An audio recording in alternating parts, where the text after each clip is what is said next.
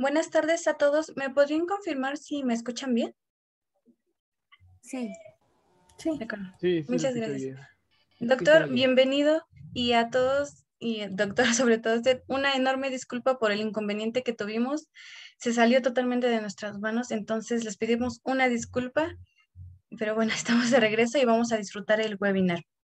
Ya no vamos a aceptar más personas para que no nos vuelva a pasar lo mismo. A los demás les haremos llegar la grabación del webinar. Bueno, vamos a comenzar.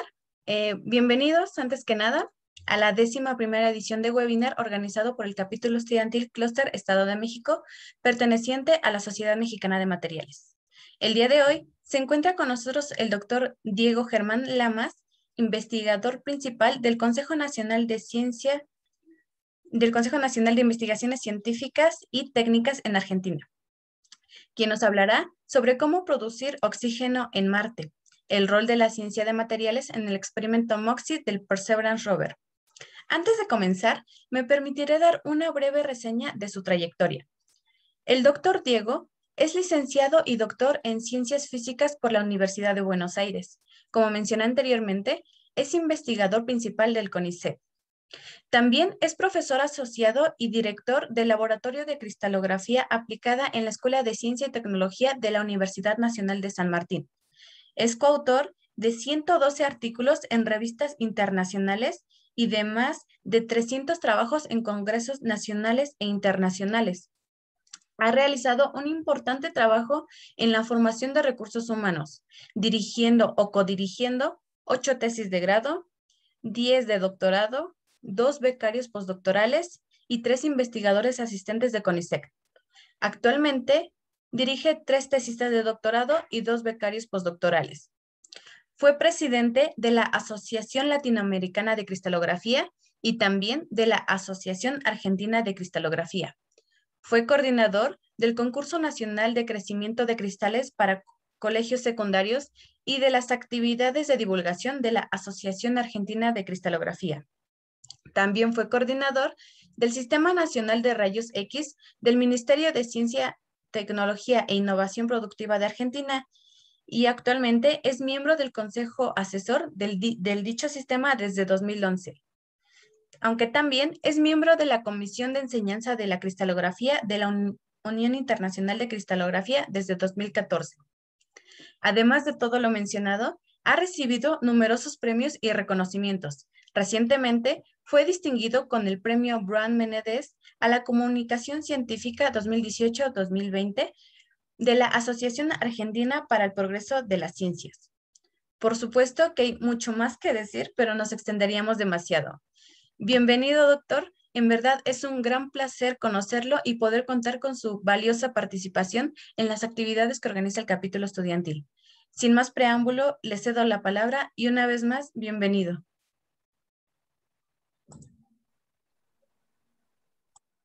Bueno, buenas tardes a todos. Claudia, muchísimas gracias por la invitación al capítulo estudiantil, a la Sociedad de Materiales de México y a todos por estar presentes. Para mí es una alegría compartir este momento con ustedes. A los que vean la charla posteriormente cuando se divulgue, que no estuvieron presentes, también un saludo desde Argentina. Y bueno, espero que para muchos de ustedes que son jóvenes, que están empezando en la ciencia de materiales, que esto los motive para interesarse por una rama de los materiales que a mí me apasiona mucho hace mucho tiempo, que son los materiales cerámicos. Vamos a hablar de materiales electrocerámicos, o sea que tienen propiedades eléctricas importantes, de dispositivos electroquímicos usando cerámicos. Esa sería la idea de la charla. Voy a ver si puedo compartir aquí la pantalla. Cualquier cosa ustedes me ayudan. A ver si se está viendo. ¿Ahí estamos bien? Sí, sí la podemos ver. Excelente.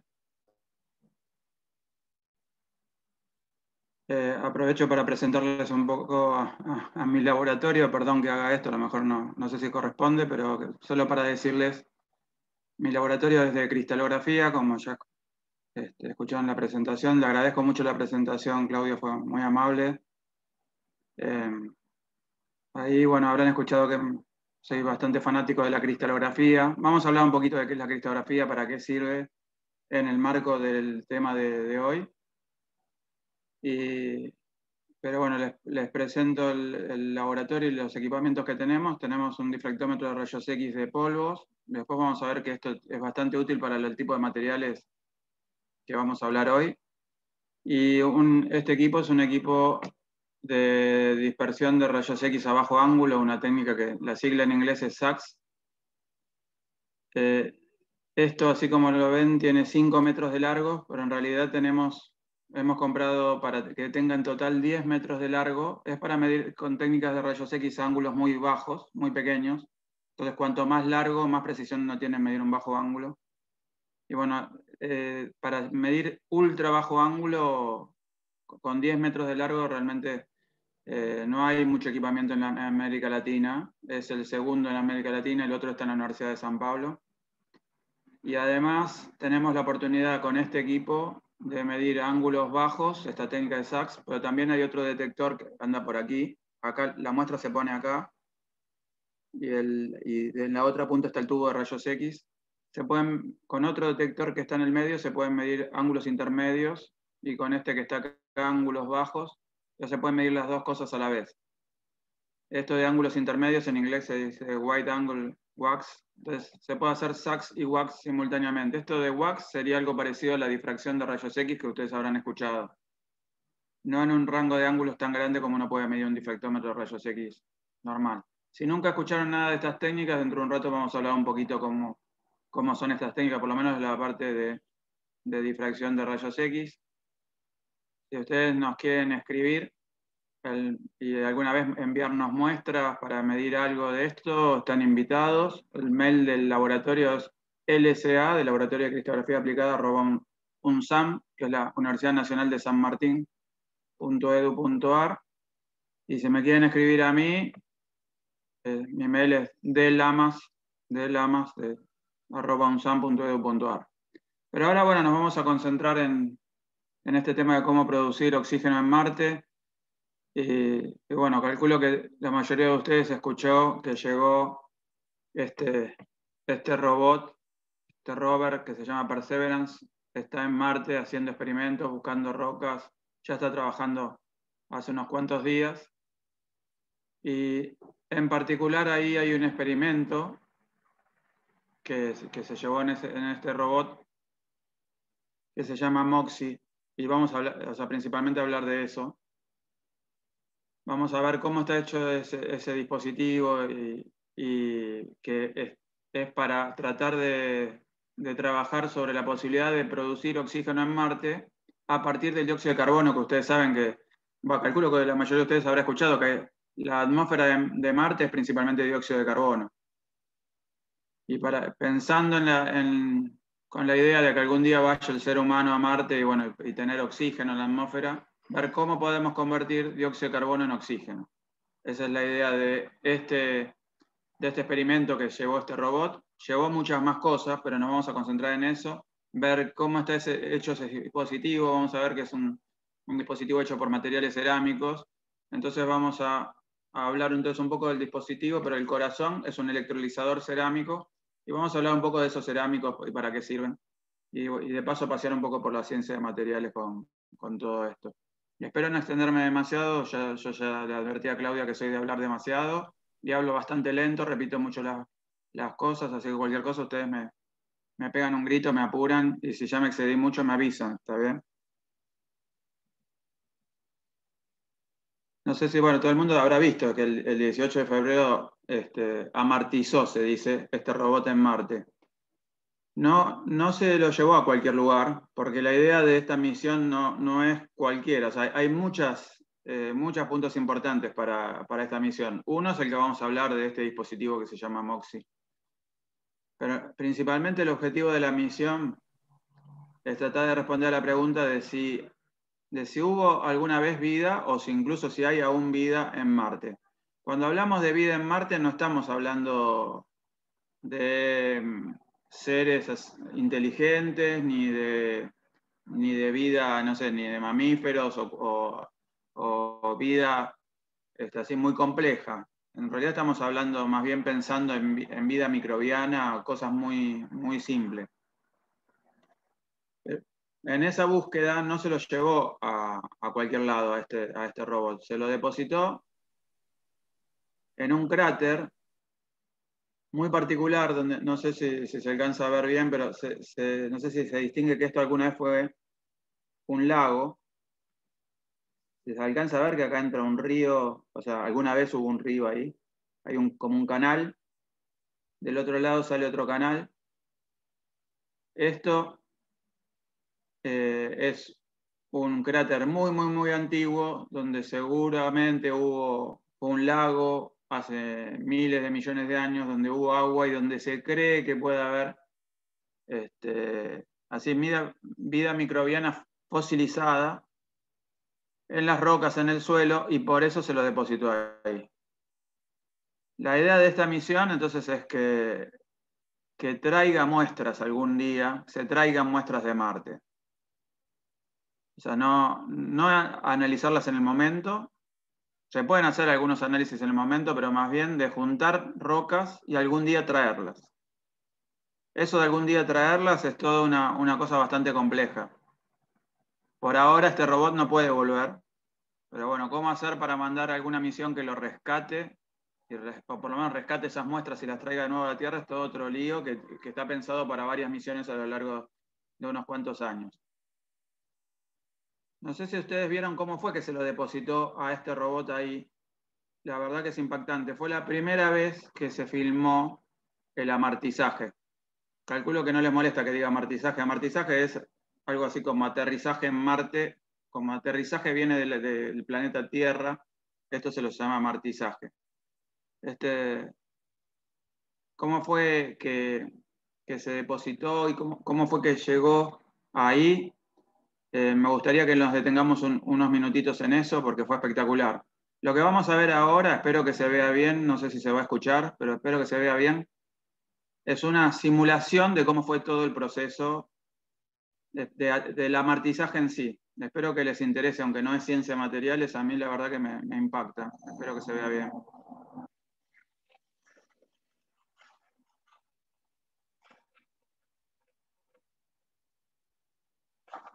Esto es un desafío para las ciencias materiales en todas las etapas, ¿no? Porque cómo se calienta cuando está llegando la nave.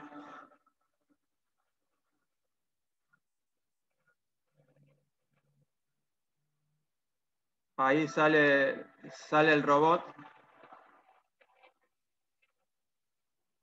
O sea, fíjense que sale esta nave con propulsores que va a soltar al robot con unos hilos.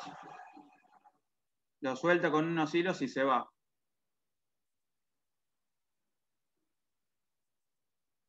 ¿Dónde es que se va? No sé, la verdad. Eso me gustaría saber dónde se fue. Dice que se iba a una distancia lejana para no molestar al robot en operación. Yo no sé si esto a ustedes les impacta, pero bueno, como es una simulación, posiblemente no impacta tanto. Pero lo notable es que todo eso ahora se pudo filmar.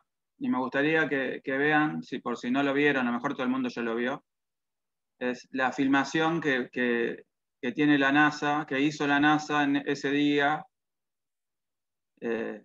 con cámaras que están ahí mismo, ¿no? En la nave que lo llevó al rover.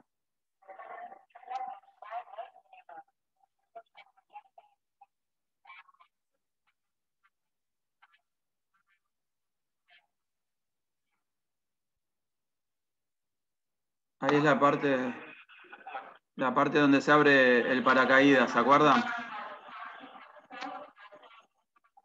Fíjense que abajo hay un dibujito donde hay un paracaídas, la nave con el paracaídas nos va indicando la etapa en la que estamos. ¿Se acuerdan que se desprendía como un escudo?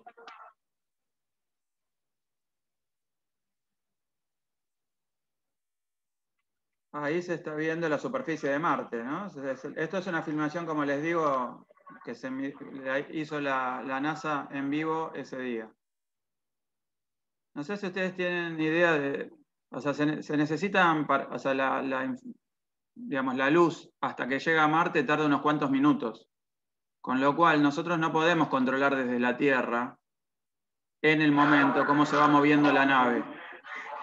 O sea que la nave está programada para ir tomando decisiones de lo que ve en el suelo y elige la zona exacta donde va a aterrizar, analizando las imágenes. Pero no es que el ser humano desde la Tierra va mirando lo que va viendo ahí y va tomando decisiones sobre el movimiento. La nave se está moviendo sola.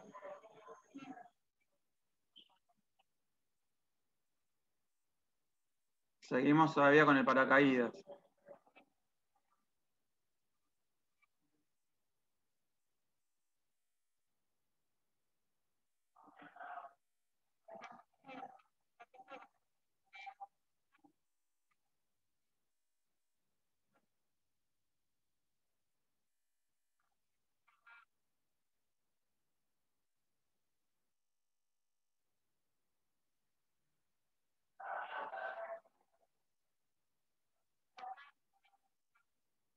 Esto venía cayendo a una velocidad terrible, ¿no?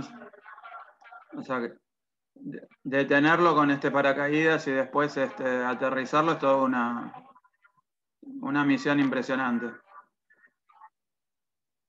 Ahí ya está la nave depositando al rover, ¿no?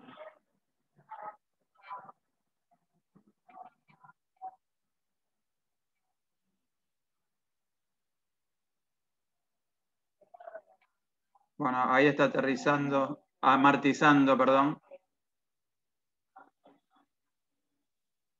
Y fíjense cómo sale con los hilos. ¿Se acuerdan que sale con los hilos? Lo deposita.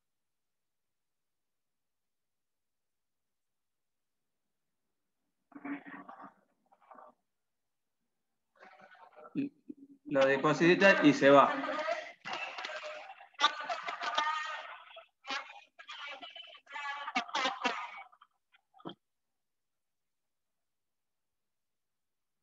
No es que le quiera hacer propaganda a la NASA, pero me pareció increíble todo esto, por eso lo quería compartir con ustedes.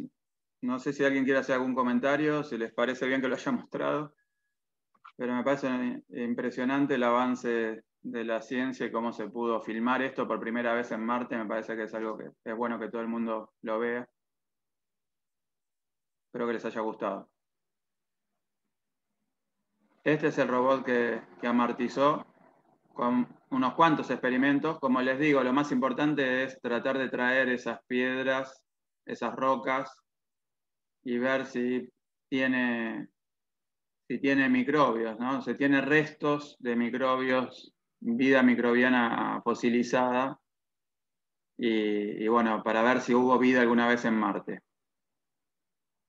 Por supuesto, para poder estudiar eso, este robot no tenía que llevar microbios desde la Tierra, así que fue por lejos la misión más limpia de toda la historia. No saben todo el cuidado que hubo que tener para mandar este robot y que no lleve microbios a Marte, que la idea no es descubrir microbios de la Tierra en Marte, ¿no? De todos estos experimentos nosotros nos vamos a concentrar en el MOXIE.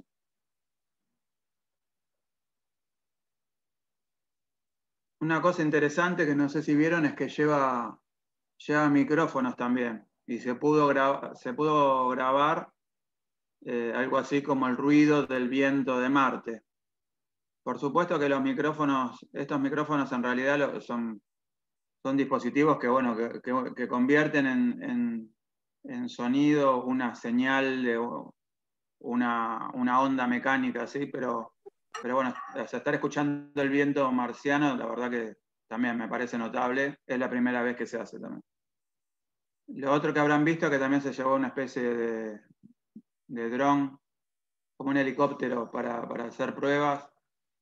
Eso todavía creo que no lo probaron, hasta donde escuché, creo que todavía no lo habían probado. Una especie de helicóptero en Marte. Bueno, nos vamos a concentrar entonces en esto del MOXIE, ¿sí? ¿Qué quiere decir MOXIE? Quiere decir Mass Oxygen In Situ Resource Utilization Experiment. La idea de esto es, o sea, nosotros, si quisiéramos algún día llevar al ser humano a Marte, necesitaríamos oxígeno. Una posibilidad sería tratar de llevar el oxígeno desde la Tierra, pero el peso que tendría llevar tanques de oxígeno para que una persona esté, aunque sea una persona, esté varios meses, sería un peso enorme. Entonces, en vez de llevar los recursos desde la Tierra a Marte, en este caso el recurso que estamos hablando es el oxígeno, la idea de la filosofía de este tipo de experimentos es aprovechar los recursos que hay en Marte. Por eso se habla de in situ, los recursos que están en el lugar. ¿Está bien? Entonces, aprovechar los recursos de Marte y de ahí sacar el oxígeno. Marte no tiene mucho oxígeno en la atmósfera, tiene casi nada. Principalmente lo que tiene es dióxido de carbono. Entonces, la idea es convertir el dióxido de carbono en oxígeno. Yo la verdad que no estoy del todo entusiasmado con que el ser humano algún día colonice Marte y destruyamos Marte de la misma forma que estamos destruyendo la Tierra, les soy sincero. Pero sí me parece muy interesante toda la investigación de la búsqueda de vida en Marte y muchos de los experimentos que se están haciendo. Para poder traer las rocas que está juntando ahora el rover, también se va a, o sea, una posibilidad para traerlo es generar energía ya en Marte para el robot que lo traiga, para el cohete que lo traiga o la nave que lo traiga. Y para eso también serviría tener oxígeno en Marte. Así que esto del oxígeno en Marte tiene en realidad distintas aplicaciones, no solamente que respiren los seres humanos el día que vaya el ser humano a Marte. Fíjense, ¿se acuerdan lo que yo les comentaba de la limpieza? Fíjense cómo están todos. Esto uno podría imaginarse que es por el coronavirus, pero por el COVID-19, pero no, esto es por el cuidado que hay que tener para el objetivo que tiene esta misión de no contaminar Marte con microbios. El cuidado que había que tener en este momento es el momento en que estaban depositando el MOXIE dentro del rover. A ver si puedo usar este puntero. Acá está un prototipo del MOXIE. Acá hay una taza simplemente para tener una idea de la dimensión. No es tan grande esto. Y el corazón de este dispositivo es algo que está acá. No sé si alcanzan a leer lo que dice ahí. Dice SOXE. A ver si puedo ampliar acá. Donde dice acercar. Esto que dice acá SOXE es el electrolizador. Entonces vamos a hablar, es un electrolizador de óxido sólido. De óxido sólido quiere decir de cerámico, básicamente. Un óxido es un material cerámico.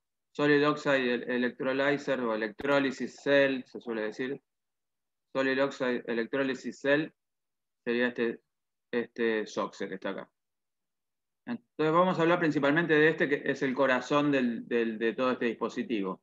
Es el que se encarga verdaderamente de convertir el dióxido de carbono en oxígeno.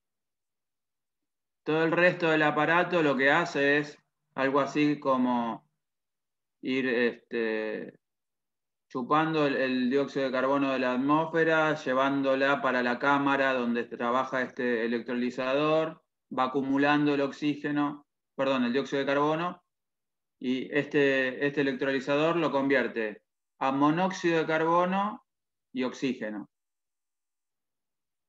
Va juntando el oxígeno y el dióxido de carbono y eventualmente otros gases que hay en la atmósfera marciana que no intervengan en la reacción, los devuelve a la atmósfera. Ustedes saben que el monóxido de carbono es súper tóxico, así que si hubiera marcianos con esto los estamos reventando, pero bueno, por suerte que sepamos no hay marcianitos en la superficie de Marte.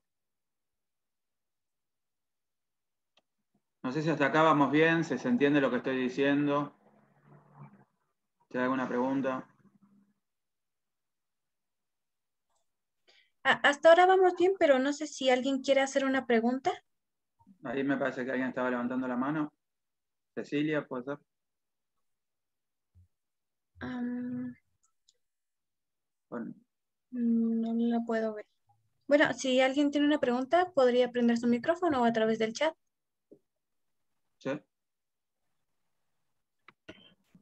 Bueno, si gusta, podemos continuar, doctor. Continuamos. Acá está la composición de la atmósfera marciana para que tengamos una idea de lo que hay, pero hay casi todo dióxido de carbono, muy poquito oxígeno, muy poquito, hay un poquito de nitrógeno, un poco de argón, muy poquito oxígeno, es prácticamente todo dióxido de carbono, y bueno, la idea entonces es convertirlo a oxígeno. Entonces vamos a ver un poquito cómo es este dispositivo. Yo les decía que el corazón del dispositivo es el electrolizador. Esto que está acá lo copié de un documento que figura en la página de la NASA. Yo lo copié simplemente para que veamos qué información nos da. Información oficial. Y oficialmente lo que dice es que usa un stack.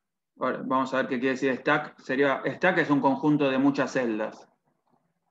Usa un stack para electrólisis de óxido sólido, o sea, son electrolizadores cerámicos, celdas de electrólisis, pero bueno, en realidad un stack, o sea, un conjunto de esas, que fue desarrollada por Ceramatec, justamente para esto, ¿no? Para convertir dióxido de carbono en oxígeno. ¿De qué está hecho esto? Lo único que dice es que tiene, o sea, son celdas soportadas en el electrolito. Eso quiere decir que tiene un electrolito más grueso y dos electrodos que son películas más delgadas. Pero no nos dice de qué están hechos los electrodos. Lo único que nos dice que es que el electrolito es Scandia Stabilized Zirconia.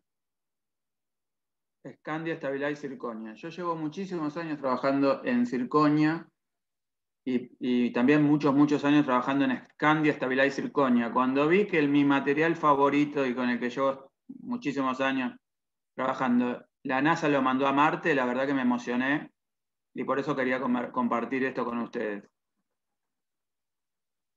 Dice que es un electrolito de zirconia estabilizada con Scandia.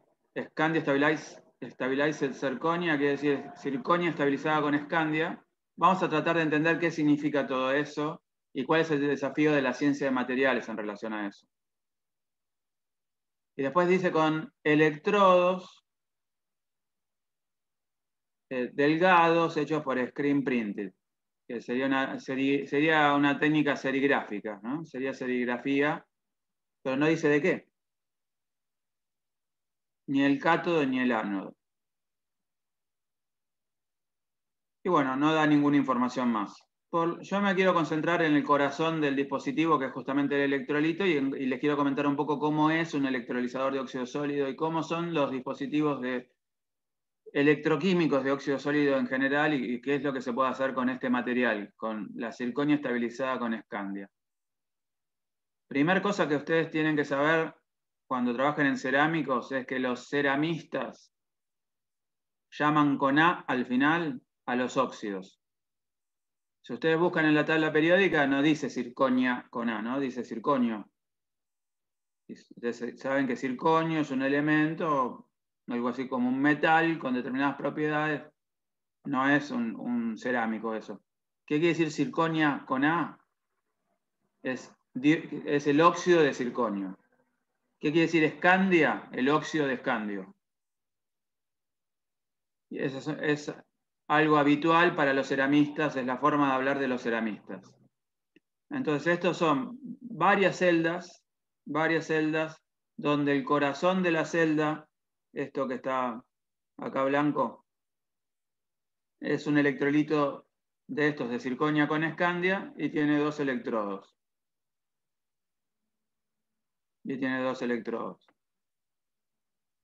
Como verán, hay un montón de estas celdas, una a continuación de la otra, eso es lo que se llama stack.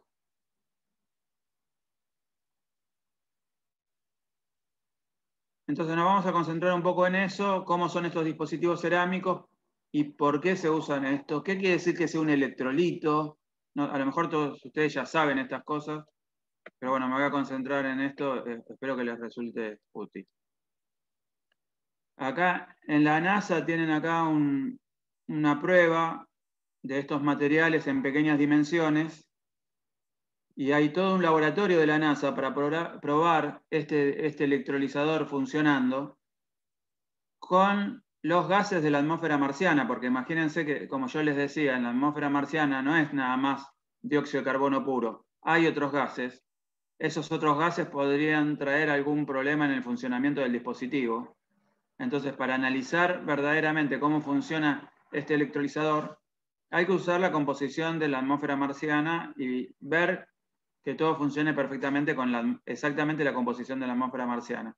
Entonces, acá lo que hay es un montón de tubitos que van a parar un montón de tubos grandes de gases, donde ellos con distintos controladores ponen exactamente la composición de la atmósfera marciana y con esto lo prueban al dispositivo. ¿Qué es entonces un SOCSE? ¿Y cómo funciona? Es, como le decía, un electrolizador de óxidos sólidos o un electrolizador cerámico. Electrolizadores hay de distintos tipos, no necesariamente cerámicos. Hace mucho tiempo ya se usaban los electrolizadores alcalinos, donde hay un movimiento de oxidrilo, ¿sí? También hay otros dispositivos electrolizadores que están basados en protones. Estos generalmente son poliméricos. Si uno va a mandar un dispositivo a Marte, que va a llegar en una nave que por momentos, cuando va llegando a la atmósfera marciana, se calienta a temperaturas elevadísimas, yo nunca mandaría un polímero. Las ventajas de los dispositivos cerámicos es que los cerámicos soportan temperaturas altísimas. Así que yo la verdad me siento mucho más tranquilo si soy la NASA mandando algo cerámico. Bueno, la NASA hizo eso, ¿no? La verdad que me parece que hizo muy bien. Entonces, ¿qué es un SOCSE? ¿Cómo funciona? Vamos a ver que tiene uno de estos cerámicos, un cerámico de circonia estabilizada con escandia y 2 electrodos. ¿Qué es lo que pasa en este electrolizador? Es en el caso de la NASA, el dióxido de carbono se convierte en oxígeno. Acá en la Tierra, típicamente los electrolizadores no están hechos para eso.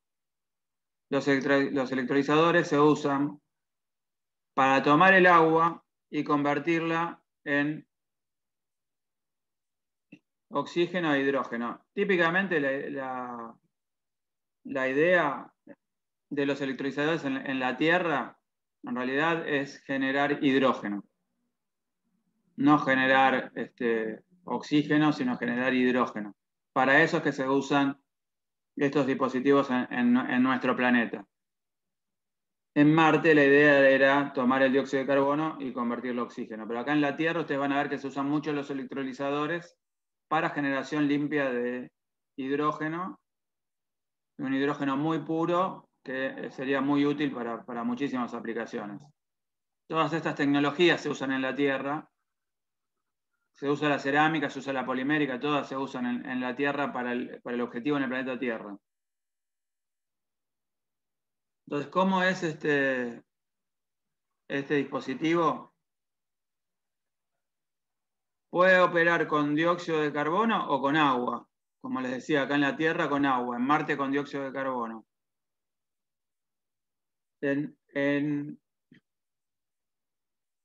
Y lo que tenemos es un electrolito sólido que conduce por iones óxido.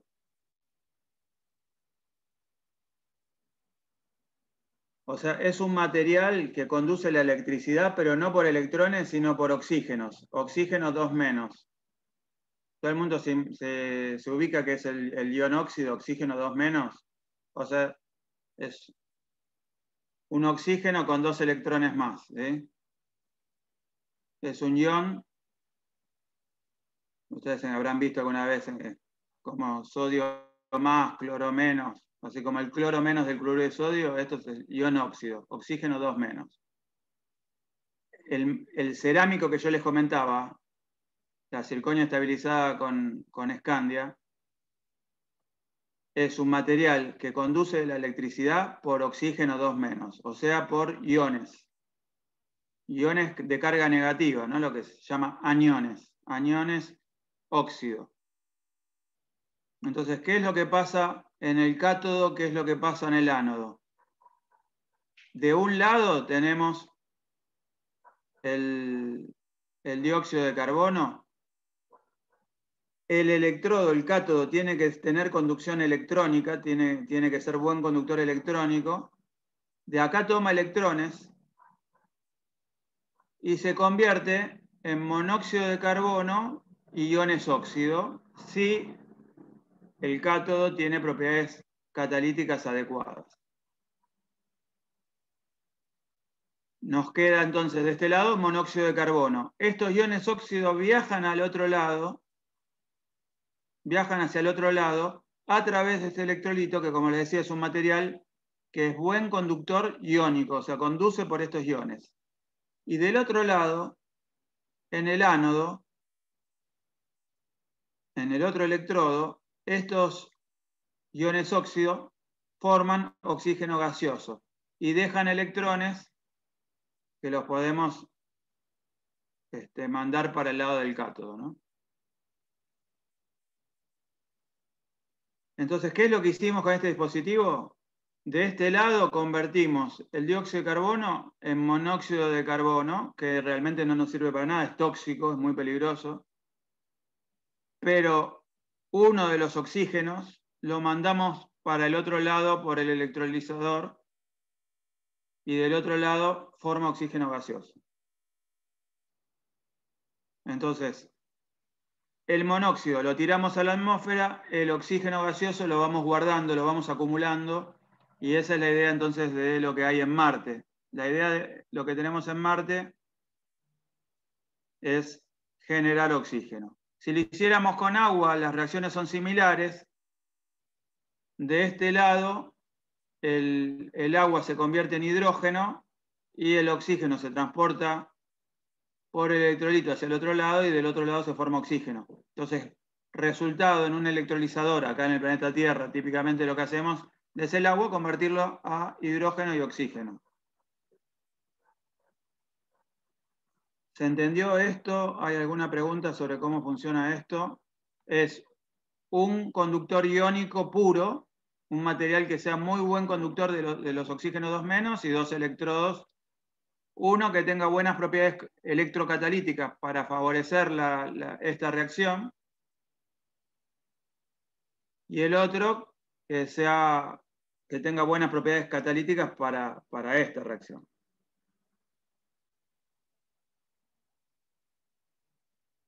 ¿Algún comentario, alguna pregunta? No sé si alguien gusta hacer un comentario o una pregunta. Adelante. No, doctor, parece que va quedando muy claro hasta ahora. Muchas gracias. Está muy bien explicado todo, de hecho. Gracias, bueno, muy amables. Bueno, entonces me gustaría concentrarnos un poco ahora en el material, en el cerámico. Con respecto a por qué el dispositivo es tan grande si el electrolizador parece ser algo chiquitito. O sea, el electrolizador tiene, o sea, esta es una sola capa. ¿Se acuerdan que dijimos que era un stack? Esto es una sola capa, sería lo que se llama una celda. Un stack tiene muchos de estos para generar más oxígeno. Entonces, verdaderamente lo que estábamos viendo en los dibujitos es que son un montón de estos. Yo lo que le estaba mostrando es cómo funciona un electrolito con un cátodo y un ánodo, pero después hay un montón de estos apilados. Eso es lo que se llama stack. Ahora, todo eso que estábamos hablando es nada más el SOXE. El SOXE es este stack. ¿Y por qué hay tantas más cosas? Bueno, porque por lo que les comentaba antes, ¿no? De alguna forma tenemos que ir tomando el dióxido de carbono de la atmósfera marciana. Primero hay filtros, después se van acumulando el dióxido de carbono, se lo manda al SOXE verdaderamente. Lo que reacciona, o sea, lo que forma parte de la reacción va a dar monóxido de carbono. También va a haber dióxido de carbono que no va a reaccionar, posiblemente algunos otros gases que no tienen nada que ver con la reacción. Todo eso se tira a la atmósfera. Y el oxígeno se lo va acumulando. Entonces todo el dispositivo verdaderamente tiene más cosas, pero nosotros estamos concentrando en el corazón. El corazón es el SOXE, es este electrolizador. Acá me voy a divagar un poquito para explicarles un poco qué es lo que queremos estudiar con todo esto. Todo esto tiene que ver bastante con por qué se llama circonio estabilizada, y también me gustaría que se entienda por qué este material es conductor iónico. ¿Será que cualquier cerámico es conductor iónico? La verdad es que no cualquier cerámico sirve para esto. Para entender esto, lo primero que uno tiene que saber es que en estos cerámicos y en la gran mayoría de los materiales los átomos están ordenados. Estamos hablando de sólidos cristalinos, o en cristalografía cristales se los llama directamente, pero bueno, si no, sólidos cristalinos. O sea, materiales, ¿qué son los cristales o los sólidos cristalinos desde el punto de vista de la cristalografía? Materiales con átomos ordenados. Hay también materiales que no tienen este ordenamiento, o sea, que no tienen ningún tipo de ordenamiento, que tienen los átomos desordenados, que son los que se llaman materiales amorfos. Pero muchísimos materiales tienen sus átomos ordenados y las propiedades de los materiales tienen que ver justamente con ese ordenamiento. Y eso es lo que estudia la cristalografía.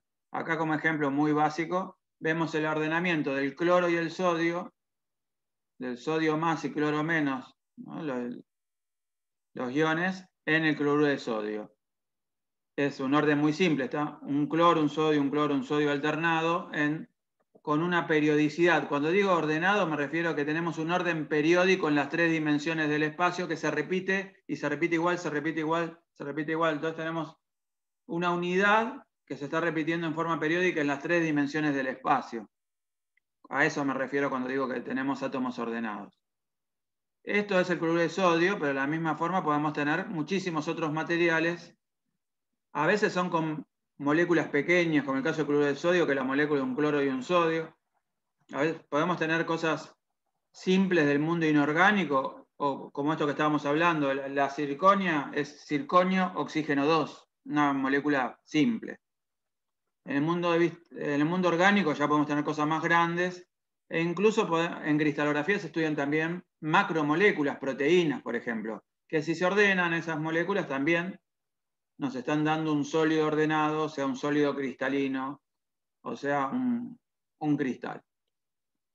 ¿Cómo se estudian este tipo de ordenamiento? Es justamente el tema de la cristalografía con técnicas de rayos X. Básicamente hay 2 áreas para la cristalografía, el área de los monocristales y el área de los policristales. Monocristales sería cuando yo tengo un cristal con los átomos ordenados de punta a punta, un solo cristal. Por ejemplo, acá está el cuarzo. Es muy posible que ustedes hayan visto estas cosas. En México tienen lugares espectaculares, en particular en Naica tienen los cristales naturales más grandes que se conocen en todo el mundo. Seguramente ustedes escucharon hablar de eso y saben mucho más que yo de eso, así que no me voy a meter. Tienen cristales de yeso impresionantemente grandes. Cuando tenemos monocristales, característico siempre caras bien lisas, ángulos bien marcados, geometrías bien definidas, que están reflejando que en su interior tenemos los átomos ordenados. Y esos átomos ordenados, cuando crecen en forma macroscópica, nos dan geometrías bien definidas. Cuando tenemos muchos cristales chiquititos, ya dejamos de tener estas formas definidas tan lindas y podemos tener, por ejemplo, en un cerámico, en un metal, átomos ordenados, pero como son un montón de cristalitos pegoteados, podemos tener básicamente cualquier forma. Dejan de tener esas geometrías tan hermosas, dejan de ser transparentes, de ser translúcidos, o sea, porque ahí, bueno, ya tenemos un montón de cristalitos, la luz rebota en todas esas interfaces. Pero bueno, se usa para montones de cosas, los policristales. Un cerámico es un material cristalino, pero donde hay un montón de cristalitos pegoteados.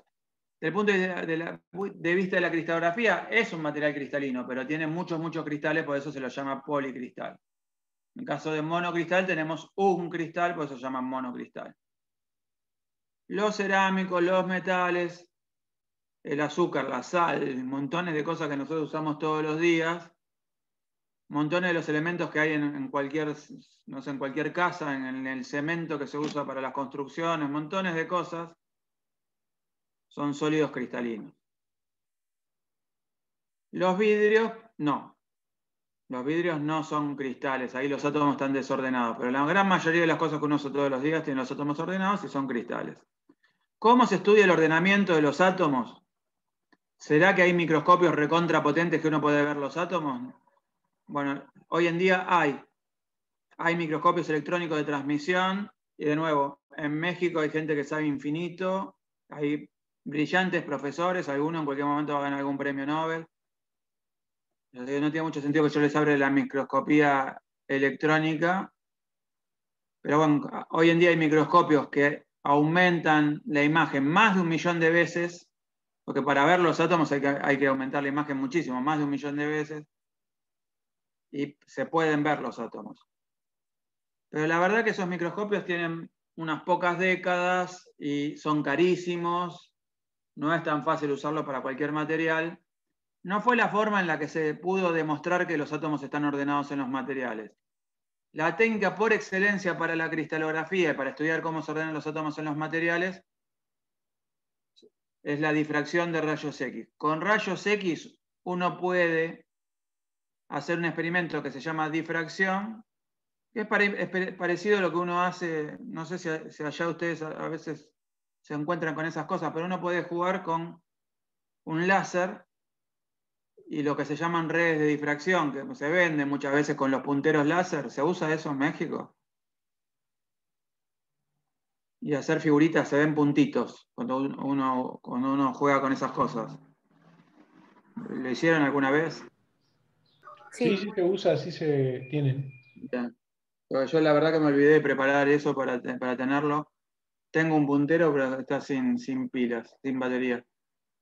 Pero algo parecido a eso, si uno tiene algo, o sea, ¿qué es lo que está viendo ahí? Es un fenómeno de interferencia, se llama difracción el fenómeno. Entonces, una interferencia constructiva, porque tenemos una estructura ordenada, en esa red de difracción tenemos una estructura ordenada, con un orden periódico, y estamos incidiendo con el láser.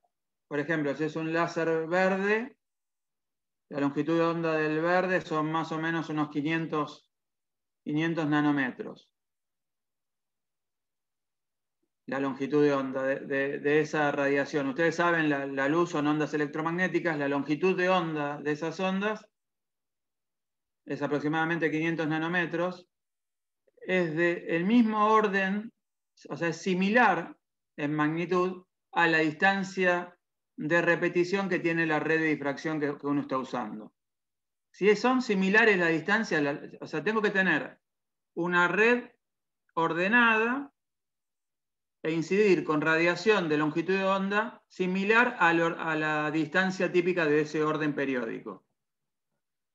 ¿Está bien? Dos condiciones. Algo ordenado y segundo, que la longitud de onda sea similar a la del orden. En el caso de la cristalografía, nosotros queremos estudiar átomos ordenados. En la mayoría de los materiales, los átomos están ordenados a distancias típicas de una unidad que se llama Armstrong. ¿Escucharon hablar de los Armstrong?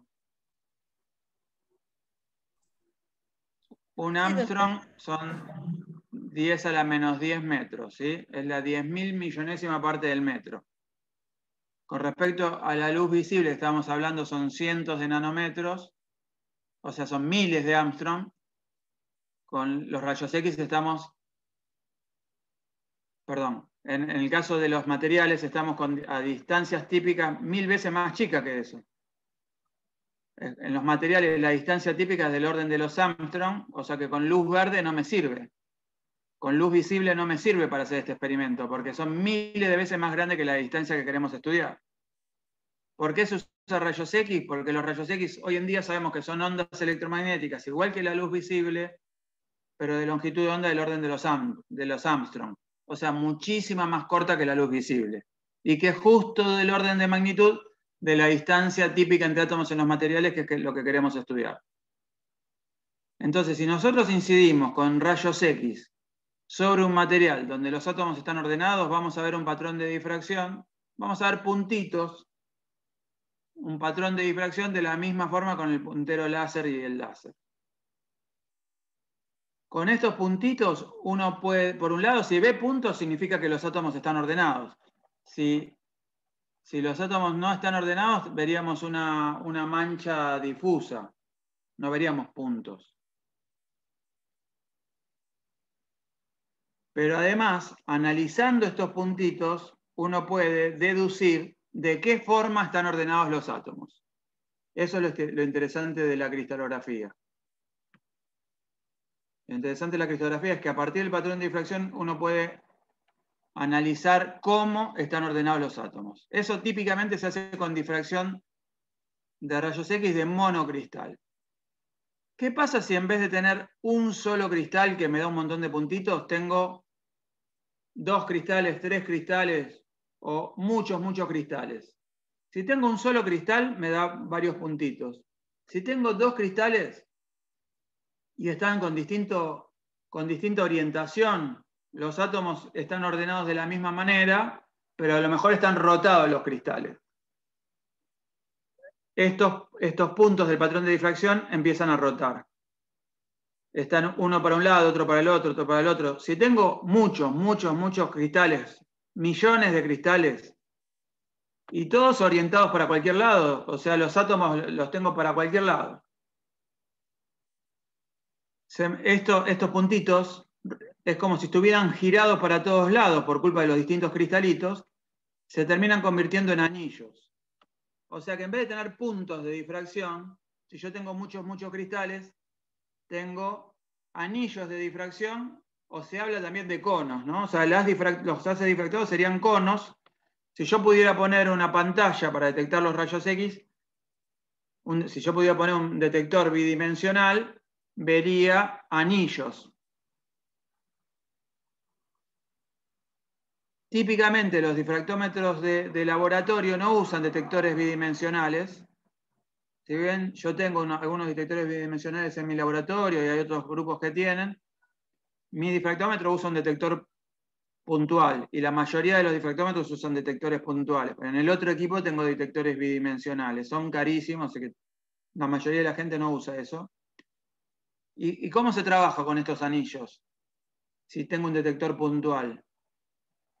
Lo que se hace, se va cambiando el ángulo entre el haz incidente y el haz difractado. O sea, lo que voy haciendo es moviendo un detector y cada vez que cruzamos a uno de estos conos de haz difractado, aumenta la intensidad, aumenta la cantidad la cantidad de fotones, diría un físico, como yo soy físico.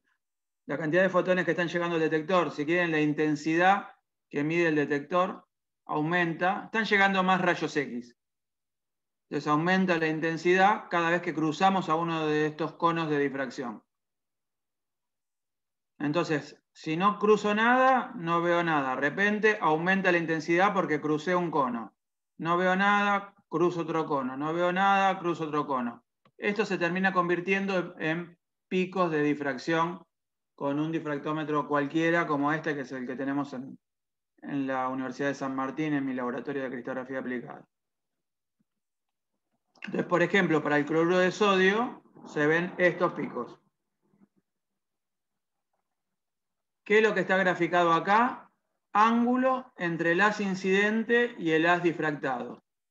Ángulo entre los rayos X incidente y los rayos X que salen, que van a parar al detector, que salen de la muestra. Los rayos X que inciden sobre la muestra y los que salen de la muestra, el ángulo entre los dos es lo que está acá en la horizontal. En la vertical es la intensidad que detectó nuestro detector. O sea, cuántos rayos X están llegando al detector. Estos picos nos permiten identificar qué compuesto tenemos. Y si tenemos mezcla de compuestos, incluso cuánto tenemos de cada compuesto. Pero además, una cosa muy importante en cristalografía es que hay compuestos que no tienen una sola forma de ordenarse.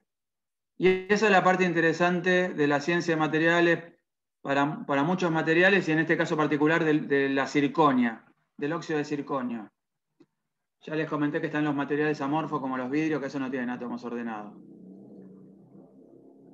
Pero vamos a ir a la parte esta de polimorfismo. O sea, por ejemplo, el óxido de circonio tiene distintas formas de ordenar sus átomos, y según cómo se ordenan los átomos, cambian dramáticamente las propiedades del material. El óxido de circonio, si uno lo tiene sin hacerle nada raro, sin agregarle ningún dopante, sin mezclarlo con nada, así como lo encontramos en la naturaleza, tiene un cierto tipo de ordenamiento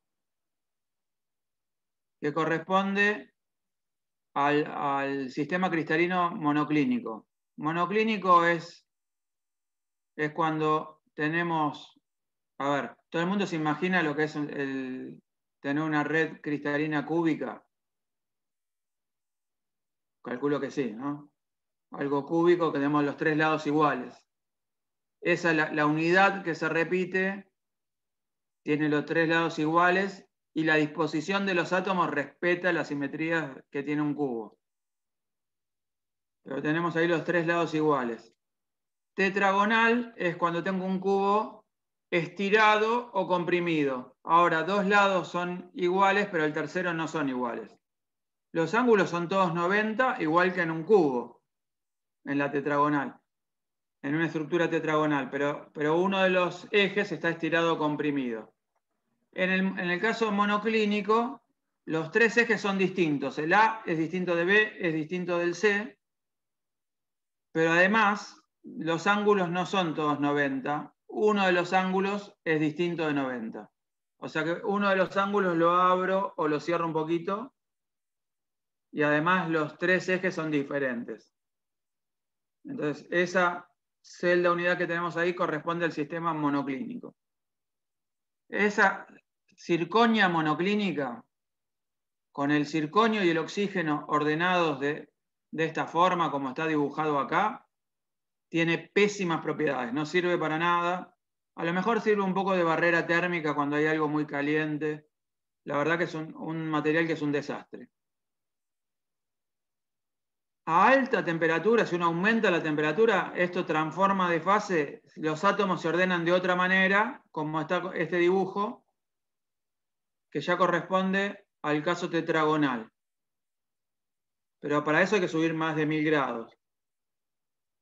Y si seguimos subiendo mucho más la temperatura, por arriba de los 2300 grados, transforma la tetragonal a la cúbica.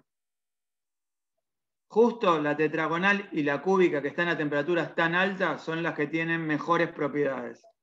En particular, para los dispositivos electroquímicos que nosotros queremos, lo ideal es que esté con este orden, cúbico, y si no, con tetragonal, pero la monoclínica no.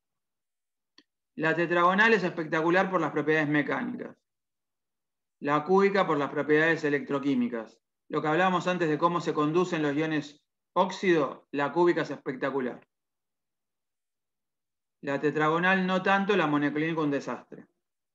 Entonces, todo el tema es, ¿cómo hacemos para lograr que la circonia sea cúbica sin irnos a temperaturas tan altas? Ese es el tema, digamos, central desde el punto de vista de la ciencia de materiales. El otro tema es cómo los distinguimos, cómo nos damos cuenta si tenemos circonia monoclínica, circonia tetragonal, circonia cúbica. Bueno, eso se hace con difracción de rayos X. Los picos de la circonia tetragonal son distintos de los picos de la circonia monoclínica y un poquito distinto, aunque más parecido, pero un poco distinto también a la circonia cúbica. La monoclínica nada que ver, la tetragonal y la cúbica son parecidos. La difracción de rayos X de polvos, de policristal, ¿se acuerdan que todo esto era un policristal, un montón de cristalitos, por eso teníamos anillos? Nos permite distinguir qué forma del óxido de circonio, qué forma de la circonia tenemos. Y desde el punto de vista de la ciencia de materiales, bueno, ¿cómo hacemos para lograr que se estabilice la fase cúbica? Que es la mejor para esto. Una cosa que se hace es agregarle un dopante, otro óxido. Si ustedes escuchaban hablar de dopantes, por ejemplo, en el caso de semiconductores, cuando uno habla de introducir un dopante, habla a lo mejor de 10 partes por millón, 20 partes por millón. Bueno, olvídense de eso, no estamos hablando de eso. Estamos hablando de 2%, 3%, 10% del óxido dopante. ¿Está bien? El óxido dopante está en menor proporción, pero la proporción no es chiquitísima como en un semiconductor. Estamos hablando de proporciones de varios por cientos. Por ejemplo, este es un pedacito del diagrama de fase. Espero que alguna vez hayan visto un diagrama de fase, no les suene raro esto. Este es un pedacito del diagrama de fase de óxido de circonio con óxido de itrio. Acá lo que va creciendo es cuánto óxido de itrio en porcentaje molar estamos agregando. Si no agregamos nada de óxido de itrio, pasa lo que hablábamos recién. Hasta 1000 y algo de grados es monoclínico, después viene la tetragonal, y tipo 2400 grados se hace cúbico y después ya se funde, ya se hace líquido. Si vamos agregando óxido de itrio como dopante, ¿qué quiere decir eso? Estamos haciendo lo que se llama en ciencia de materiales una solución sólida. Lo que estamos haciendo es cada tanto un circonio lo reemplazamos por un itrio. Le estamos agregando óxido de itrio. En la práctica lo que quiere decir es, antes era todo circonio y oxígenos, ahora en algunos circonios fueron reemplazados por itrios. Eso es básicamente lo que estamos haciendo. Con un pequeño detalle, que es que el circonio tiene valencia 4+, el itrio 3+. O sea que por cada circonio hay 2 oxígenos, por cada itrio hay un oxígeno y medio. O sea, por cada 2 itrios hay 3 oxígenos, mientras que por cada 2 circonios hay 4 oxígenos. O sea que cada vez que nosotros vayamos metiendo itrios, cada 2 itrios va a faltar un oxígeno. Eso en ciencia de materiales se llaman defectos, se llaman vacancias. Vacancias o vacantes le dicen en algunos lugares, en francés creo que le dicen lagunas o algo por el estilo, no sé cómo le dicen en México, ¿le dicen vacancias? Cuando faltan átomos en la red cristalina. Sí, vacancias. Bien. Entonces, tenemos vacancias de oxígeno por estar introduciendo itrio. Eso es muy importante por 2 motivos. Por un lado, fíjense que cuando vamos agregando itrio, fíjense que la fase cúbica, que era de alta temperatura, ahora la vamos teniendo a menos temperatura, menos temperatura, menos temperatura. Por ejemplo, cerca de un 8, 9%, 10% de óxido de itrio, la fase cúbica se hace estable a temperatura ambiente. Estabilicé la fase. Estabilicé la fase. La tetragonal va bajando la temperatura a la cual la puedo retener. Va bajando la temperatura a la cual la puedo retener, pero no es estable a temperatura ambiente. No llega a ser estable a temperatura ambiente, con ninguna concentración de óxido de itrio. Sin embargo, se pueden hacer cerámicos de circonia tetragonal con itria en nanomateriales. En nanomateriales se logra retener también la fase tetragonal. Y la fase cúbica se logra retener si uno agrega una cantidad de óxido de itrio suficiente, cerca del 10%, entre un 8 y un 10%. Entonces podemos estabilizar la fase cúbica. ¿Se acuerdan que decía circonia estabilizada con escandia? Bueno, esto que está acá es circonia estabilizada con itria. Circonia estabilizada por escandia sería una historia similar, agregando escandio, óxido de escandio en vez de óxido de itrio. Que es parecido porque los dos tienen la misma valencia, 3+. ¿Se entendió que esto tiene vacancias de oxígeno? O sea que en la red cristalina hay circonios, itrios, oxígeno, pero que algunos oxígenos faltan en realidad. O sea, también hay espacios vacíos, vacancias de oxígeno. Donde tendría que haber un oxígeno, está el espacio vacío cada tanto. ¿Se entendió eso? Me recontra excedí en el tiempo. Sí, doctor, sí quedó claro. Bien, voy a tratar de ir redondeando la idea. ¿Qué es lo interesante de las vacancias de oxígeno? Es que por esos lugares vacíos se pueden mover los otros oxígenos. En un cerámico común a temperatura ambiente, los oxígenos, ustedes saben que los átomos vibran en cualquier material, pero no es que van saltando por todos lados a temperatura ambiente. Pero estos materiales a alta temperatura,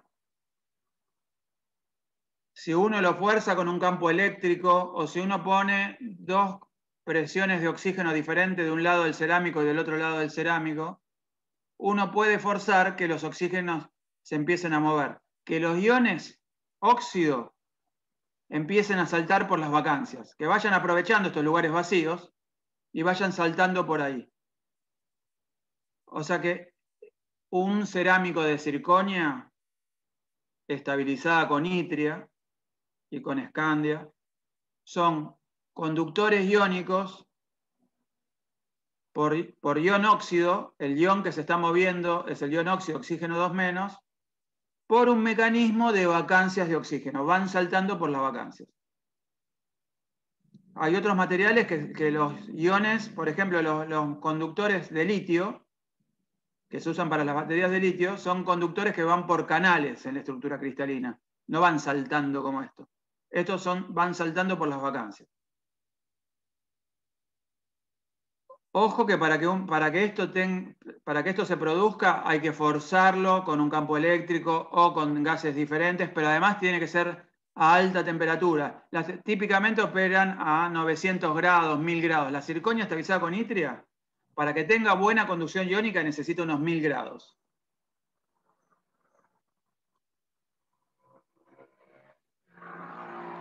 Vayamos entonces a ver un poco qué pasa con la circonia con escandia, que es la que mandó la NASA. Si mandó la NASA la circonia con la escandia, debe tener algo interesante. ¿Por qué no la mandó con itria? La mandó con escandia porque con escandia tiene conductividad más alta que con itria. Circonia estabilizada con escandia conduce mejor.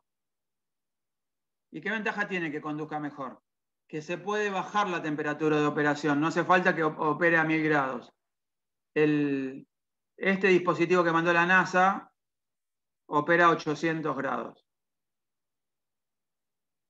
¿Por qué? Porque usa circonia estabilizada con escandia. Ahora, en la circonia estabilizada con escandia, y con esta historia termino, hay un pequeño detalle. Que verdaderamente no está estabilizada la circonia cúbica. La circonia cúbica en el diagrama de fase de circonia con escandia, acá voy agregando escandia, acá temperatura, no es estable la fase cúbica a temperatura ambiente. La que es estable es una fase que se llama beta, que es romboédrica. y que es como la monoclínica, un desastre, pésima conductora. Y si uno agrega un poco más, aparece otra romboédrica que se llama gamma. Y si uno agrega un poco más de escandia, aparece otra romboédrica que se llama delta, todas pésimas. Entonces, ¿cómo hacemos para trabajar con la cúbica? Bueno, la transformación de fase es a 600 grados.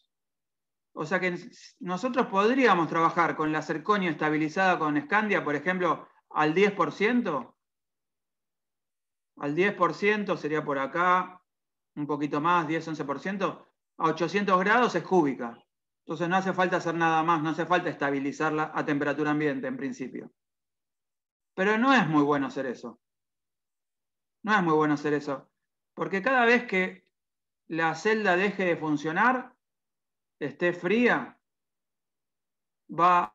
esté a temperatura ambiente o a temperatura marciana, esté fría, va a estar con esta estructura romboédrica. Cuando le empecemos a operar, va a estar cúbica.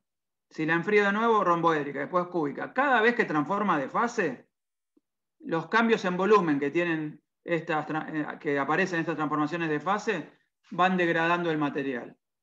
Lo ideal es tener el material estabilizado en fase cúbica a temperatura ambiente y que no transforme de fase. Ese es el desafío de la ciencia de materiales en estos materiales. La NASA no dice qué fue lo que mandó. Dice que mandó zirconio estabilizada con escandia. Si mandó zirconio estabilizada con escandia, no le va a durar mucho esto, porque se le va a ir degradando. Los científicos que trabajan en estas cosas no usan zirconio estabilizada con escandia, usan otro tipo de zirconias, estabilizada con escandia, pero estabilizado con algo más. Le agregan a la escandia algo más. Un poquito de itria, o sea, un poquito de óxido de itrio, un poquito de óxido de cerio. Le agregan algo más para que se estabilice del todo. Agregándole un 1% de óxido de cerio, se estabiliza la fase cúbica. Entonces, típicamente es 89% zirconia, 10% escandia, 1% itria. 89% zirconia, 10% escandia, 1% ceria. Y ahí sí se estabiliza la cúbica. Si no, no está bien estabilizada. Se la llama estabilizada, pero no está estabilizada a temperatura ambiente. La otra estrategia que hay para estabilizar esta fase, que es la que yo estudié mucho tiempo, es hacer nanomateriales. En nanomateriales cambian los diagramas de fase, porque aparecen efectos de energía libre de superficie que cambian el diagrama de fase en comparación con con microcristales o cristales más grandes. Si yo tengo cristales del orden de los micrones o más grandes, tengo este diagrama de fase el tradicional. Pero si tengo nanocristales, cambian los diagramas de fase. Si tenemos del orden de 25 nanómetros, 20 nanómetros de tamaño de cristal, en nanocristales, desaparecen todas las fases romboédricas. Ese es un descubrimiento que hicimos en mi laboratorio, en una tesis doctoral de una alumna mía, ya hace unos cuantos años, y la verdad que me emocionó mucho poder eliminar todo esto. Y bueno, yo estoy trabajando bastante en las dos estrategias. Tengo una tesista también trabajando en el tema de agregarle dopantes, otro dopante más, zirconia, escandia, y un codopante, un nuevo dopante, que estabilice la fase cúbica, y también en esto de nanomateriales. Mucha gente está investigando esas cosas, porque esto sirve para montones de cosas. Sirve para electrolizadores, pero también sirve para otros dispositivos. No sé si ustedes llegaron a ver alguna vez esta noticia. Salió la noticia llegó a Marte una pila de combustible de hidrógeno. Lo que llegó a Marte no es una pila de combustible de hidrógeno, lo que llegó a Marte es un electrolizador. El SOX que estamos hablando es un electrolizador, no es una pila de hidrógeno. ¿Por qué salió esta noticia? Porque una pila de hidrógeno, una celda de combustible de óxido sólido, es muy similar, solo que en vez de darle energía para que rompa el agua en hidrógeno y oxígeno, o el dióxido de carbono en monóxido de carbono y oxígeno, una celda de combustible, uno le da hidrógeno y oxígeno, o eventualmente monóxido de carbono y oxígeno, y esto lo convierte en agua, o lo convierte en dióxido de carbono, pero genera energía. Uno le da los gases, y con esto estamos generando energía. Si lo hacemos con hidrógeno y oxígeno, estamos generando energía de una forma limpia para el medio ambiente. Entonces, esto de usar la celda de combustible para generación de energía es algo muy parecido al electrolizador, pero con otras reacciones de electrodo. El corazón sigue siendo un electrolito sólido, puede ser la circonia estabilizada con itria, la circonia estabilizada con escandia, hay otros conductores iónicos por ion óxido también, pero ahora la idea es que le damos los gases. Por ejemplo, de un lado ponemos oxígeno, del otro hidrógeno, el oxígeno gaseoso se convierte en el cátodo en iones óxido, que son transportados por electrolitos, y del otro lado los iones óxido oxidan al hidrógeno, forman agua, dejan electrones que los hacemos circular y sacamos energía eléctrica. Las celdas de combustible son dispositivos electroquímicos similares a los electrolizadores y podemos hacer celdas de combustible cerámicas con los mismos materiales que tienen altísimas eficiencias. La circonia también se usa, esta tecnología ya se está probando, ya está en las primeras empresas, todavía no se está usando en todo el mundo, pero ya están las primeras empresas vendiendo los primeros dispositivos. La circonia también se usa en otros dispositivos electroquímicos como sensores de oxígeno, bombas de oxígeno. Todo esto con circonia itria, circonia escandia, todas las cosas que estábamos hablando. Y la circonia tetragonal, que les comenté en algún momento, tiene altísimas propiedades, o sea, tenacidad de la fractura, excelentes propiedades mecánicas. Se la usa para, por ejemplo, cuchillos cerámicos, que bueno, es medio un peligro eso. Pero bueno, también, por ejemplo, para implantes dentales. Tienen propiedades mecánicas espectaculares. La circonia tetragonal. La cúbica se suele usar para todo lo electroquímico que hablábamos antes. Bueno, perdón que me recontra extendí, es tardísimo ya. Les agradezco muchísimo la paciencia, pero bueno, quería cerrar nada más entonces diciendo que estos cerámicos son muy interesantes para muchísimas aplicaciones acá en la Tierra para generar energía limpia, no solo para generar oxígeno en Marte, y que bueno, vale la pena estudiarlos. Ahí hay un problema de ciencia materiales muy interesante, todo ese problema que hablábamos de polimorfismo, muchas formas cristalinas tiene la circonia, y tratar de estabilizar la forma cúbica, la fase cúbica, es todo un tema de investigación desde hace muchísimos años y se sigue trabajando en eso. Bueno, muchísimas gracias por la paciencia y bueno, mil disculpas por haberme extendido tanto. Muchísimas gracias, doctor. No, no se preocupe. Al contrario, creo que coincidirán los demás de la audiencia que es una charla realmente muy interesante poder ver cómo la ciencia de materiales puede llevarse incluso hasta fuera de la Tierra, en tierras marcianas. Bueno, si está de acuerdo, comenzamos la sesión de preguntas. Sí, por supuesto. Si alguien tiene... Sí. Okay. Si alguien tiene alguna pregunta, puede encender su audio, levantar la mano o en el chat puede hacerla. Adelante.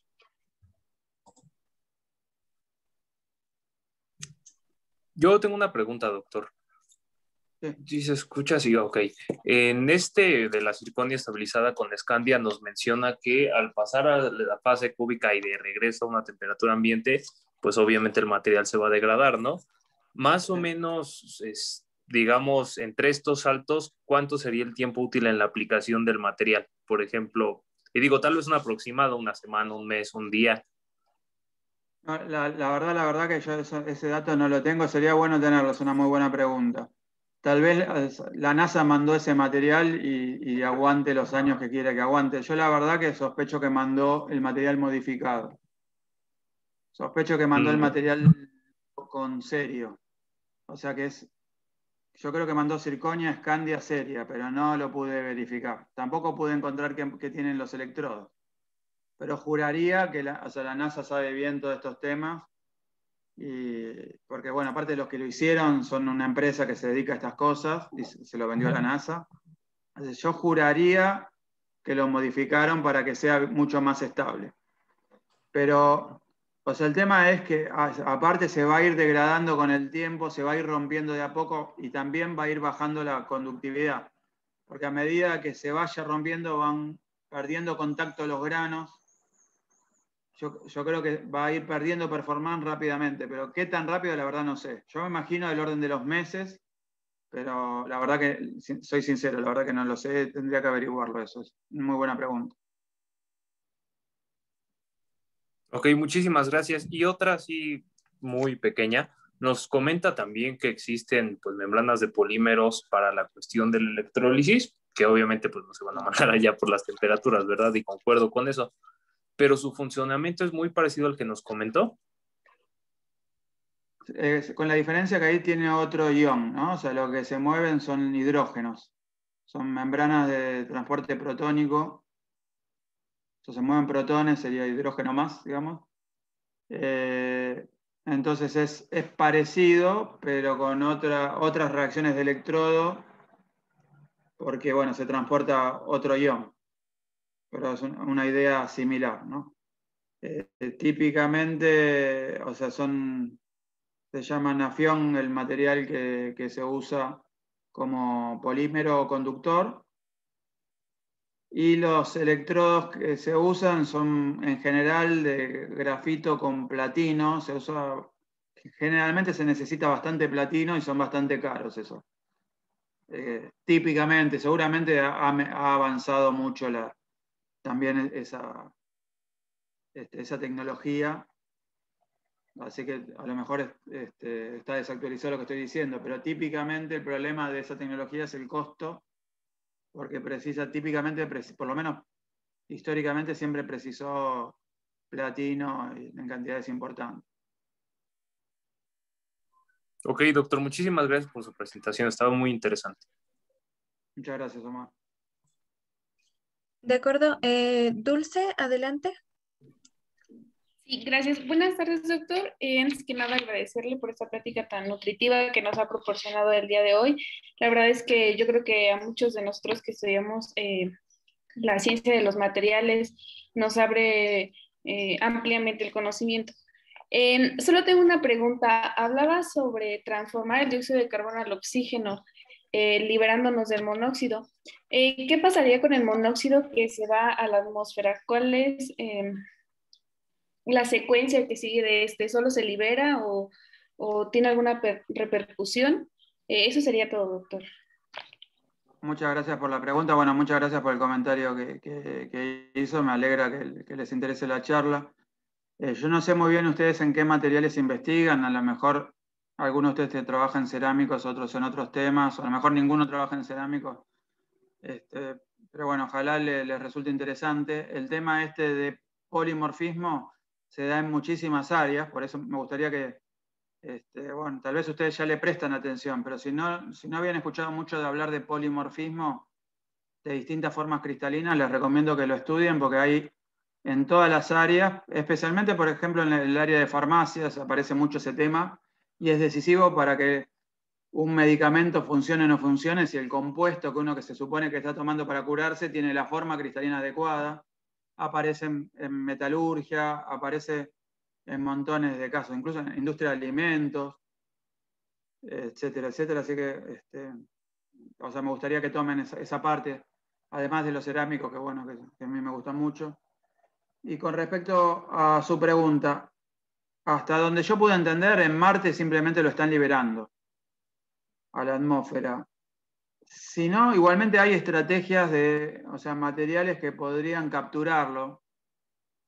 O sea, hay ciertos materiales que se llaman tamices moleculares, que tienen una cierta estructura con poros de tamaño de la molécula del dióxido de carbono. Entonces uno podría atrapar el dióxido de carbono con esos materiales. Por ejemplo, algunas zeolitas. se pueden usar para capturar algunos gases. Pero me parece que lo que están haciendo simplemente es mandarlo a la atmósfera. Y solamente están guardando el oxígeno. Ok, muchas gracias, doctor. No, de nada, un gusto. Ok, continuamos con César. Adelante, César. ¿Qué tal? Buenas tardes a todos, doctor. Antes que nada, muchas gracias. Estuvo muy interesante la charla. A lo que voy con mi pregunta es, el óxido de circonio, cuando se estabiliza, bueno, se puede estabilizar con una gran biblioteca de materiales, óxidos, siempre y cuando le queden bien. Pero hay una parte que creo que no entendí muy bien. Cuando se reproduce esto, por ejemplo, en nanocapas, nanopelículas, ¿podría quedar estable sin necesidad de doparlo, sin necesidad de agregarle algún dopante a su estructura? Sí, sí, de hecho, o sea, el óxido de circonio puro, sin ningún dopante. Yo eso al final lo salté un poco porque es otro tema del cual quería hablar, pero no me dio el tiempo. Pero en un momento comenté que los diagramas de fase de nanocristales son diferentes de los diagramas de fase de materiales de grano más grandes. El óxido de circonio en nanocristalino puede ser en forma de película o simplemente en forma de polvo, nanopolvos. En forma de película es un poco diferente porque aparecen, aparte del tamaño, o sea, del espesor de la película, del tamaño que tengan los cristales que forman la película, si es una película policristalina, aparecen también las tensiones entre la película y el sustrato, que también juegan un papel en la termodinámica, podrían pasar que estabilicen la fase. En películas es bastante común que se retengan fases de alta temperatura. Es difícil que se retenga la fase cúbica, pero sí la fase tetragonal, que no es una fase de tan alta temperatura. Es de alta temperatura, pero no de tan alta. Y en nanocristales por debajo de unos 30 nanómetros, ya se sabe hace más de 50 años más o menos que el óxido de circonio, o sea, la circonia, estabiliza la fase tetragonal cuando son nanocristales. O sea, hay un tamaño crítico por debajo del cual logra estabilizar la fase tetragonal. Si está por arriba ya es muy grande y ya tiene la monoclínica de siempre, que ya dijimos tiene muy malas propiedades. El tamaño crítico anda del orden de 25, 30 nanómetros. Entonces, si uno tiene nanocristales de 10 nanómetros de tamaño medio, 20 nanómetros también de tamaño medio, logra retener la fase tetragonal sin agregar dopantes. Ahora, la cúbica, hay gente que dice que se logra estabilizar con tamaños chiquitísimos, hay gente que dice que con 2 nanómetros la logra estabilizar. Todas las pruebas que yo hice, lo que me pareció es que cuando los cristales son tan chiquititos es muy difícil distinguir el difractograma de la fase tetragonal y el de la fase cúbica, y para mí ahí hay una confusión grande, pero no se puede estabilizar la fase cúbica con nanocristales, en mi opinión, por las pruebas que estuve haciendo y lo que pude estudiar de la literatura, pero la tetragonal sí. Ok, muchas gracias, doctor. No, de nada, César, un gusto. Ok, continuamos. ¿Alguien más tiene alguna pregunta? Puede ser por el chat o encendiendo su audio, o también podrían levantar la mano.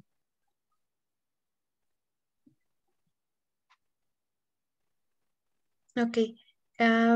Si me permite, doctor, yo también quisiera hacerle una pregunta, justo Sí, con lo que está mencionando ahorita. Nos menciona el tamaño crítico en el que podemos estabilizar la fase tetragonal, ¿sí? Con nanocristales. Ahora, ¿influye también el tamaño de la nanoestructura? Es decir, si yo tengo nanocristales de 20 nanómetros, ¿puedo estabilizar esa fase tetragonal, ya sea con estructuras micrométricas que con estructuras nanométricas, teniendo solamente el tamaño de cristal del orden de 20 nanómetros? O sea, si esos nanocristales están formando algo más grande. Sí. Eh, en realidad, en general, si están formando algo más grande, son nanocristales formando aglomerados típicamente, o por ejemplo, formando nanotubos, nanohilos, cosas alargadas, más grandes. En general, las tensiones entre esos cristalitos ayuda a estabilizar la fase. Sí, así que en general incluso podría pasar que uno no necesite tamaños tan chicos. En algunas pruebas que yo hice con algunos métodos de síntesis, conseguí tener nanocristales de circonia tetragonal sin dopantes con 40 nanómetros. Que eso está por arriba, o sea, de tamaño de cristal 40 nanómetros, que eso está por arriba del tamaño crítico que reportan todos los autores. Pero era porque estaba muy aglomerado, o sea, había muchos cristales de 40 nanómetros pegoteados, formando, o sea, donde las tensiones entre los granos también ayudan a la estabilización de la fase. O sea que no se estaba estabilizando solamente por tamaño de cristal, sino también por una energía interfacial. Así que, o sea, en general, si está formando otras estructuras, no debería tener problema, al contrario, eso debería ayudar. Ok, muchísimas gracias. Ahora sí, doy paso a las siguientes personas. Si alguien más tiene alguna pregunta.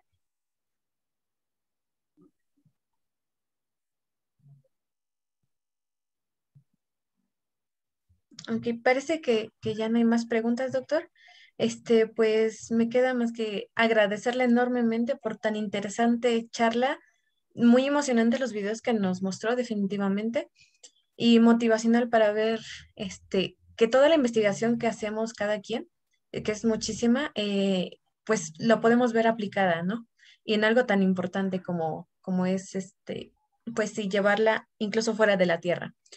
También nuevamente les pido una enorme disculpa por el inconveniente que sucedió. Y bueno, no sé si alguien quiere agregar algo, quiera decir algún comentario. A mí me gustaría decir alguno. Sí, adelante. Buenas tardes, doctor. Primero que nada, muchas gracias por la plática. La verdad, se me hizo muy interesante, ya que en lo personal, en un futuro me gustaría dedicarme a lo que es materiales aeroespaciales. Y más que nada, mi pregunta va, he visto que, bueno, principalmente en la NASA, hay varios proyectos que se enfocan en biomateriales. Entonces, había mencionado una parte de que si escogemos de un polímero un cerámico, pues obviamente el cerámico tiene las mejores condiciones para, ¿cómo se dice?, para enviarlo, más que nada ahorita con este proyecto. Entonces, se puede decir que se sigue recomendando los cerámicos a pesar de que ya se quieran como que introducir los biomateriales. Ahí la verdad que no sé bien decirle, porque bueno, yo no manejo otras aplicaciones. Yo en realidad me refería a dos cuestiones, ¿no? Una es el tema de la temperatura que tiene que soportar durante el viaje. Si uno envía otro material, habría que ver cómo protegerlo. Seguramente va a haber que protegerlo con cerámicos. Y la otra cuestión también tiene que ver con, en la superficie de Marte, los cambios de temperatura que pueda haber, hay que ver que los materiales resistan esas cosas, y después la composición de la atmósfera marciana también degrada muchos polímeros. Entonces, hay muchos polímeros que no soportan alguno de los, digamos, de las componentes de la atmósfera marciana. Un cerámico aguanta prácticamente cualquier cosa. Eso por un lado. Después, para alguna de las aplicaciones de las que estamos hablando, ya desde el punto de vista de biomateriales, o sea, hay cerámicos que son biocompatibles, y dentro de eso, la circonia es uno. O sea, es uno que es muy usado también para aplicaciones, por ejemplo, lo que hablábamos antes de implantes dentales. Y hay otros cerámicos también con buenas posibilidades. Yo igual no quiero opinar que no se puedan usar otro tipo de materiales, que no se pueden usar polímeros, porque ya han avanzado tanto que yo creo que debe haber polímeros para todo y se debe poder encontrar soluciones para todo. Pero bueno, desde el punto de vista de la temperatura, la resistencia térmica que tiene un cerámico, en eso se sigue destacando, ¿no? No sé si con eso respondo la pregunta. Sí, muchas gracias. De acuerdo. Tenemos, creo que, no sé si doctor pueda, si tenga tiempo para contestarnos alguna otra pregunta, si alguien tiene... Sí, con mucho gusto. Ah, ok. Entonces, si alguien tiene comentarios, preguntas, adelante.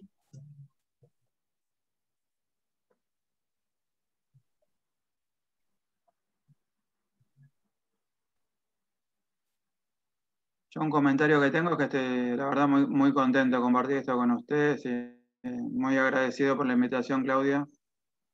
La verdad me alegró mucho poder conversar con ustedes y quedo a disposición si me quieren escribir.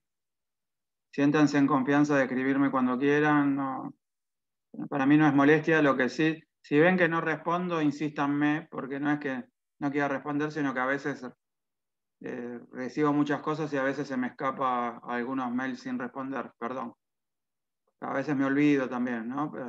Pero no es de que no quiera responder, así que cuando quieran, escríbanme y si ven que no respondo en unos días, insístanme, escríbanme todas las veces que quieran, no hay ninguna molestia, al contrario, para mí es un gusto y bueno, los felicito por tener este espacio para estos seminarios, para aprender y para actualizarse. La verdad que está espectacular. Muchísimas gracias, doctor. Y bueno, comentar rápidamente que es al contrario, para nosotros es un gran placer que nos haya apoyado con este webinar. Bueno, doy paso a Dulce, quien tiene otra pregunta. Adelante, Dulce. Sí, gracias. Es una pregunta no con respecto al proyecto que nos explicó, va más enfocado a usted y a la escuela en donde está. Si nosotros como estudiantes queremos realizar alguna estancia profesional, algún posgrado con usted o en la institución en la que se encuentra, ¿a través de quién o cómo podemos llevar a cabo el proceso? Muchísimas gracias por la pregunta, Dulce. La verdad que me encantaría. Habría distintas opciones. O sea, me ha pasado que me han escrito profesionales de México, por ejemplo, que iban a concursar a becas de México para hacer una estancia en Argentina. Eso, por supuesto, con mucho gusto. En Argentina yo soy investigador del Consejo Nacional de Ciencia, el CONICET, que también da becas para doctorado. Y ahí con mucho gusto ustedes pueden concursar a una de esas becas. Hay becas que son específicamente para alumnos latinoamericanos, que es con un director en Argentina y el codirector en México, y ahí la persona tiene un compromiso de volver a su país, ¿no? O sea, en el caso de ustedes, de volver a México.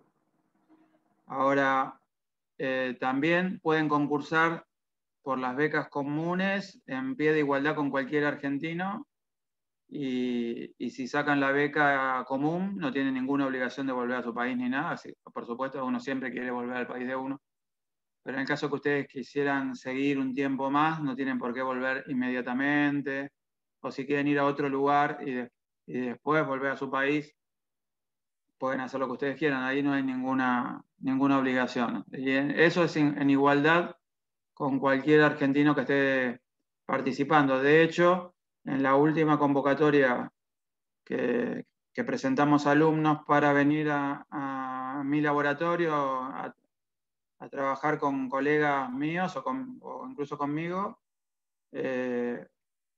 fueron un chico peruano, una chica colombiana y otro chico que creo que es venezolano, que ya estaba en Argentina desde antes.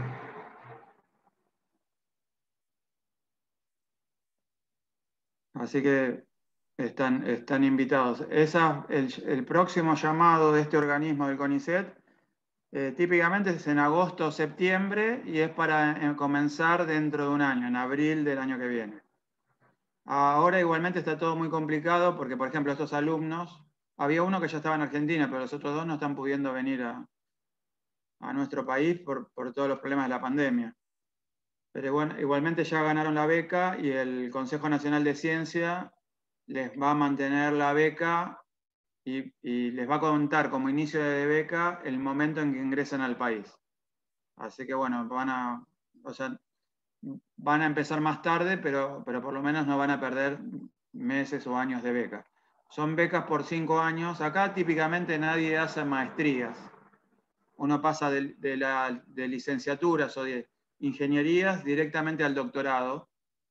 Son pocos los que hacen maestría. Generalmente hacen maestrías los que se dedican a la industria, pero los que se dedican a investigación directamente hacen el doctorado y son doctorados largos de 5 años. Es distinto de otros lugares que típicamente hacen una maestría y después el doctorado es más corto. Acá se hace directamente un doctorado más largo. Si uno puede hacer doctorado en menos tiempo, no hay ningún problema, pero la beca es por 5 años.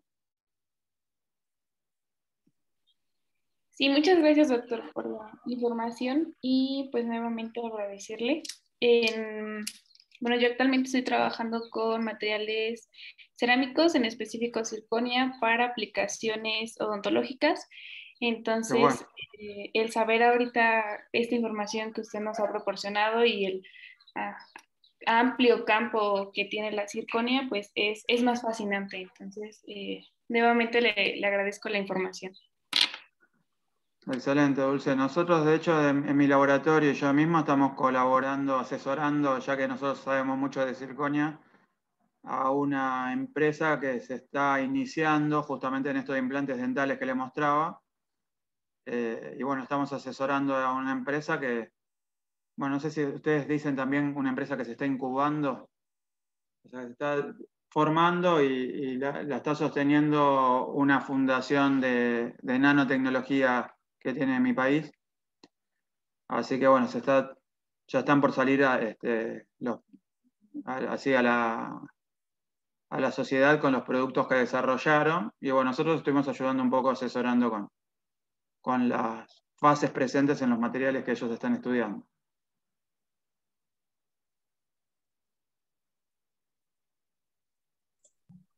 Muchísimas gracias, doctor, por la información. Por supuesto que estaremos atentos en el mes de agosto. Si, bueno, creo que a muchos de nosotros nos encantaría hacer alguna estancia o incluso un doctorado en Argentina. Pues, si está de acuerdo, podemos finalizar. Bueno, quisiera agradecerle muchísimo por este apoyo con este webinar. Muy atento siempre en el correo. Muchísimas gracias. De verdad fue una plática muy, muy interesante. Y si usted, bueno, somos el capítulo estudiantil del Estado de México, si lo podemos apoyar en algo, con todo gusto. Muchísimas gracias, Claudia. Ya quedamos amigos después de todo esto, así que para mí es una alegría compartir esto con ustedes y bueno, siéntase con confianza de escribirme y bueno, quedamos en contacto cuando quieran. Un gusto muy grande.